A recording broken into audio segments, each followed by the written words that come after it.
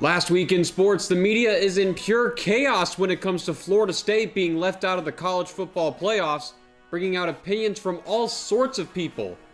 Then the city of LA celebrates as the Lakers take home the inaugural NBA Cup, and the Dodgers signed the most unique player in baseball history to the highest paid contract in sporting history. This is Last Week in Sports. Welcome into Last Week in Sports. My name is Matthew Freeman, and it has been a busy week in the world of sports, starting with news coming out on Thursday of perhaps the most awkward pregame speech ever heard when reports surfaced that back in 2019, head coach for the Buffalo Bills, Sean McDermott, apparently told his team he wanted them to be more like the terrorists on 9/11. My intent in the meeting that day was to discuss the importance of communication and being on the same page with the team. You know who's actually brave? Al-Qaeda. No other way to bring a team together than some good old-fashioned terrorism. Then on Wednesday, we saw reports for an ex-Jacksonville Jaguars employee who stole $22 million from the organization for his gambling addiction, allegedly. Hopefully he didn't bet that on the Pittsburgh Steelers on Thursday, who fans are probably asking themselves, was Matt Canada really the problem? As they have now lost 2 games in a row, and even more embarrassing, they let the Patriots and Bailey Zappe score more than 10 points in their 21-18 loss to the Pats. Yeah. 4 piece. Yes, sir. Congrats. Come on, bro. What's up, fam? You know this. Keith Williamson. Nice to meet you. Hello, Zappe. I want to play a game. No, not that kind of game. It's called Are You the Next Tom Brady? Belichick has been desperately needing his Precious back like he was Gollum himself, and you could very well be that Precious, so don't you disappoint. Or do, so the Patriots can keep that number 2 draft pick. Speaking of Bill Belichick, though, we also had him on the Army-Navy College Gameday since Belichick's father worked under Lee Corso while he was head coach of the Navy football team, paying homage to Corso by bringing his own headgear for the Gameday pick. Coach, I'm going to take a page out of your book here. I'm going to go with the 1962.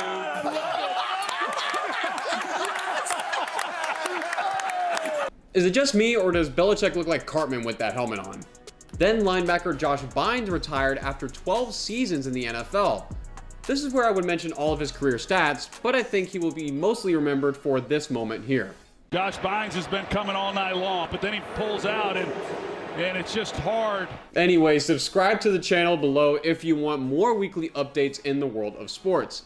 Now moving on to one of our main stories from last week, starting with college football and the insane outpour of emotions and opinions regarding Florida State being left out of the college football playoffs. Many people weren't afraid to share their opinion on the matter anywhere online, including a few of you in the comments section of last week's video. Thank you for those comments, by the way. Someone else who wasn't afraid to share his opinion on the matter was Florida Governor Ron DeSantis, who, in detailing his over $1 billion budget for Florida, asked if $1 million of that could be used to let Florida State sue the CFP committee. I've said from the beginning, I just want us to get back to where Miami, Florida, and Florida State were always competing for the national championship. I want more of our blue chip high school recruits to stay in state and all that. And that's kind of been what I've done. Now, I know he ain't a true Seminole fan because he just wished Florida and Miami good fortune in that speech. And the only other Florida teams that the Noles are allowed to like is Central Florida. Those damn Hurricanes and Gators can rot in hell for all we care. Give it a test drive. 25 pounds. You got it. In other college football news, since it's the end of the regular season, it is now time to announce the end of season awards, and the talk of the town is always the Heisman Trophy winner, with that illustrious award going to quarterback Jayden Daniels of LSU, beating out wide receiver Marvin Harrison Jr. and quarterbacks Bo Nix and Michael Penix Jr. to accomplish this milestone in his career. Daniels accounted for 4,946 yards of total offense and 50 total touchdowns this season, along with leading all FBS players in QBR with 95.7, as well as breaking FBS records with 11.7 yards per attempt, averaging 412 yards per game. That's 74 more yards better than the next best player. Daniels is only the second player in FBS history with 40 passing touchdowns, 10 rushing scores, and 1,000 yards rushing in a season, the other being Kyler Murray in the 2018 season. Daniels is also the first player in FBS history to reach 12,000 career passing yards and 3,000 career rushing yards. Congratulations goes out to Daniels, who originally started his career at Arizona State before transferring to LSU before becoming the Heisman Trophy winner. Now for the second year in a row and fifth time in the past 7 years for transfer quarterbacks. The number 13 Tigers will play Wisconsin in the Riella Quest Bowl on January 1st, though Daniels has not decided yet if he will play. Let me know if you think Daniels deserved the Heisman, or did you think someone else deserved it? Let me know what you think in those comments down below. Ohtani's never hit a grand slam until now!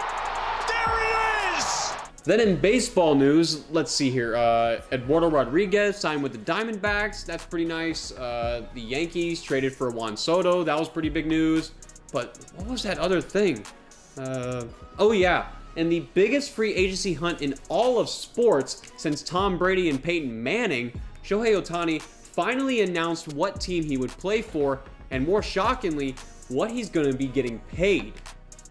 The transcendent two-way player talent who spent the last 3 years redefining what was possible at baseball's highest level agreed to a 10-year contract with the Los Angeles Dodgers for $700 million, joining Mookie Betts, Freddie Freeman, and Will Smith, not that one, just up the road at Dodger Stadium.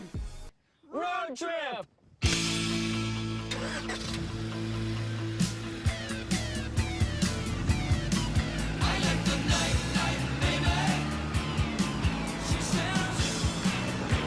The only player to be named unanimous MVP on multiple occasions announced the news via his Instagram on Saturday, stating how grateful he is to the Angels organization and how he was looking forward to his future. You heard me right, $700 million. That's the biggest contract in North American sports history. Hell, that may be the biggest contract in North American history. What kind of dumb money even is that? And just to put into context of how much money Ohtani will be making, the next highest contract is lowered by more than $250 million. That being Mike Trout's 12-year, $426.5 million contract with Ohtani's former team, the LA Angels. His $700 million contract is more than the entire box office earnings from Across the Spider-Verse this year. You're telling me he's making Spider-Man money? It's not always about the money, Spider-Man. It's about the Mets, baby. Love the Mets. All right, baby, let's go. Get a home run, baby. Love the Mets. Let's go, Mets. There were rumors of Ohtani going to other teams like the Toronto Blue Jays, the San Francisco Giants, and even the Chicago Cubs, who I imagine heard this news and had a reaction similar to these Diamondback fans. We're never gonna make it into the World Series ever again. We're never gonna make it now. That's not fucking fair. I hate the goddamn Dodgers. Freddie Freeman can burn in hell. Super Mookie Betts. And Clayton Kershaw. Once again, I must iterate how much Ohtani is making. The current frontrunner for NFL MVP, Brock Purdy, makes $870,000 for just one season. Ohtani will be making that much in just 2 games. Ohtani will be making $70 million a year on just his Dodgers contract alone, making him the highest paid athlete annually by a wide margin. The closest being Lamar Jackson with $52 million a year and Steph Curry with $53.8 million a year. So congratulations to Shohei Ohtani for making his mark in baseball history once again, for milking the billion-dollar organization for everything that it's worth. Let me know your thoughts on Ohtani's new contract and what you would do with $700 million in those comments down below. I'm older than who? The Utah head coach? I'm older than the head coach? Oh, wow. I just had to. My goodness. No, my goodness. Then in NBA news, the Los Angeles Lakers have won the first ever NBA Cup, the in-season tournament that no NBA fan really wanted, but we got anyway. Behind a masterful performance from Anthony Davis, Dropping 41 points, 20 rebounds, 5 assists, and 4 blocks, the Lakers won the inaugural in-season tournament with a 123-109 victory over the Indiana Pacers on Saturday night in Las Vegas. LeBron James, who also went off with a double-double, adding 24 points and 11 rebounds and 4 assists, was named the tournament MVP. We know it's not the real thing, but, we keep taking steps in the right direction. Obviously, Indiana is a great basketball club. They've shown what they can do all season. But I think just our energy, our effort to start the game, our focus was off the charts tonight. But the first to do it, we'll take it. These two teams entered Saturday's game with matching 6-0 records in the in-season tournament and did so employing radically different styles. The Lakers, behind the size and strength of Davis and LeBron, punished opponents, entering the game with having outscored them by more than 20 points per game. Indiana, meanwhile, had knocked off the top 4 seeds from last year's Eastern Conference playoffs, on their way to the title game behind the league's fastest pace and best offense. In the end though, Davis, who is having an MVP caliber season, was just too much to handle. Maybe if Miles Turner would stop playing with his Legos. I build Legos, I don't play with Legos. Despite winning the NBA Cup, the Lakers did not gain a victory in the NBA standings. Saturday's game, which will ultimately be the 83rd of the season for the Lakers and Pacers, did not count as part of the league's regular season standings, and none of the stats from the game will count toward the regular season totals. So I have to ask, what was really the point of all this? Money! Oh yeah, that's right, money. But not just for the NBA execs now. The winning Lakers players get to take home $500K each for winning the tournament, while the losing Pacers players receive $200K each for just making it to the final showdown. Be sure to let me know if you think the NBA should continue with these in-season tournaments, or should it just go back to the way it was. Let me know what you think in those comments down below. Here comes Jody Brown of Florida State again! 2 in a row for the Seminoles!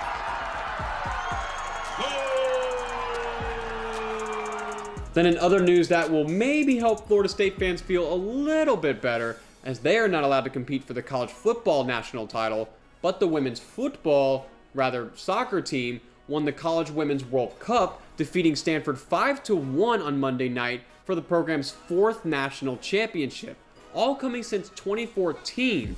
Now, I'll be honest with everyone still watching. I wouldn't have clicked on this story if it wasn't for Florida State. I'm not a soccer guy, I will admit that. But learning what happened here, this may be one of the more impressive stories in sports all year. The Seminoles and the Cardinals made history in the first Division I women's national title game, pitting 2 undefeated teams against one another.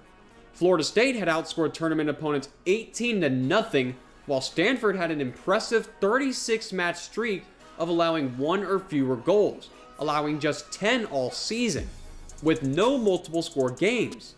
FSU just had 1 shot in the first 28 minutes, but then scored 2 goals in the 29th, with Jordan Dudley getting her 14th goal of the season on a penalty kick. Then just 26 seconds later, Jody Brown brushes past the defense for a give and go and sent a shot that deflected off the crossbar into the back of the net. Stanford midfielder May Adams ended Florida State's shutout streak in the 52nd minute, but FSU regained a 2-goal advantage just 6 minutes later on a breakaway goal by Bietta Olsen. Brown scored her 2nd goal in the 61st minute, then Onya Echegini knocked a loose ball in the 84th to close the Noles' championship victory with an impressive 5-1 score. This is my last time in these threads, but to go out like this, it's an unforgettable moment. I got my family here, I got my family back home who have supported me. It's cold, so it's like the allergies again. Now that we have reached the end of the news cycle for last week, it is time for the honorary tradition here at Last Week in Sports, and we must hand out the most prestigious prize in all of the sporting world, the Last Week MVP Trophy, an award that every athlete around the world trains for. This trophy is why men want athletes as children, so one day they can see them holding this beautiful trophy and finally, for once in their pathetic lives, feel some joy in their soul. This award is not just for anyone either. You think Tom Brady cares about his 7 rings compared to this bad boy? He would trade any of those for just a glimpse at this prize. But sorry, Mr. Brady, you retired too soon. This award will instead go to someone who shattered a record last week. Before I name who that is though, I want to give an honorable mention to Luka Doncic of the Dallas Mavericks, who recorded his first half triple-double while finishing the game with 40 points, 11 rebounds, and 10 assists, playing only 3 periods in the Mavs' 147-97 victory over the Utah Jazz on Wednesday night, recording his 60th career triple-double to move past Larry Bird and into 9th overall on the career list. I also want to shout out tight end Hunter Henry of the New England Patriots for celebrating his birthday in the best way possible by scoring 2 touchdowns to help push the Patriots past the 10-point threshold, but also beat the Steelers on Thursday Night Football. On this channel, we love a good tight end. This is a tight end appreciation zone here at Last Week Sports, okay? Then another mention should go out to Caitlin Clark of the Iowa women's college basketball team, who just reached 3,000 points in her career Wednesday night against Iowa State. Clark finished with 35 points, 9 rebounds, and 5 assists as the number 4 Hawkeyes won 67-58 to move to 9-1. Clark becomes the first player in Division I, women's or men's, to record at least 3,000 points, 750 rebounds, and 750 assists. Congratulations to Caitlin Clark, Luka Doncic, and Hunter Henry for coming so close to winning this renowned award, but better luck next time. Instead, this illustrious award will go to Maya Lesnar, the daughter of the freakiest athlete of the face on this earth, Brock Lesnar, for what she did for Colorado State for shot put. Maya is winning this award because not only did she conquer the tournament she was in for the shot put event, beating the closest competition by nearly 3 meters, but on her 6th attempt, Maya would shatter the Colorado State record by nearly a full meter with a mark of 18.5. Now I know what you're thinking, and no, that is not Brock in a blonde wig. That is actually his daughter, who may well be on her way to the Olympics to represent the good old USFA in the shot put event. So Maya Lesnar, congratulations on the record-breaking performance, but I'm sure earning this trophy right here, the last week MVP trophy, is worth even more. Good luck to you, Maya, on your future, and please don't send your father to murder me. He would break me in 2 just by flicking me.